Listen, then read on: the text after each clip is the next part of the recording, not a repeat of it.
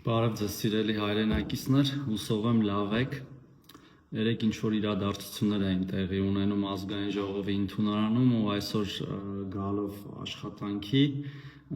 ստանում եմ այս նամակը Էդգար Ղազարյանից, ուզում եմ իրար հետ բացենք ու մի քիչ խոսենք դրա մասին, թե այսինչ խեղճատակություն է տեղի ունենում, որին ոմանք լուրջ են վերաբերվում, հատկապես ինչ-որ մեր զանգվածային լրատվության միջոցները, ինչ-որ լուրջ հարցադրումներ են անում և այլն և այլն։ Ուրեմն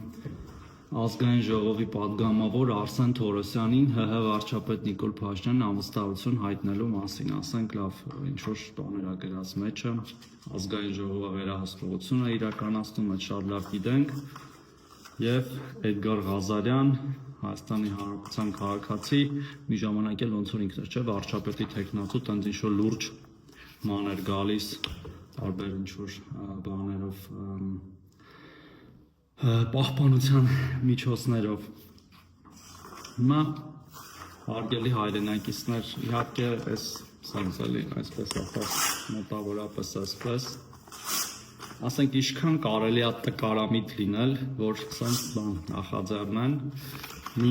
ազգային ժողովում, որը ունի մեծամասնություն, որը ձևավորվել է ազատ և արդար ընտրությունների միջոցով, որտեղ ընդդիմությունը չունի բավարար թվով ձայներ նման գործընթաց սկսելու համար, որպեսզի մի 2-3 օր աղմուկ անեն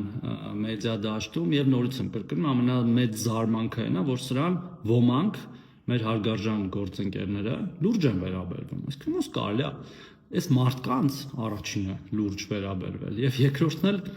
այս գործընթացին լուրջ վերաբերվել։ Ես կարծում եմ, որ մի քիչ պետք է ինքնահայեցմամբ զբաղվեն այս ամեն ինչին լուրջ վերաբերվողները և դադարեն դա անել։